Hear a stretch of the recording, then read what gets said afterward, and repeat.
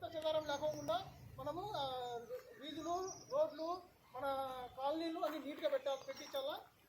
అదే భాగంగా హెల్త్ అంటే మన శానిటేషన్ వర్కర్స్ ఉన్నారు కదా మనకి, వీళ్ళందరూ ఈ కార్యక్రమంలో వీళ్ళకి హెల్త్ చెకప్స్ కూడా చేయించాలా. అదేవిధంగా మనము మన హెల్త్ డిపార్ట్మెంట్ నుంచి మన సర్పంచ్ గారి ఆధ్వర్యంలో వాళ్ళకి హెల్త్ క్యాంప్ కూడా పెట్టిస్తాము.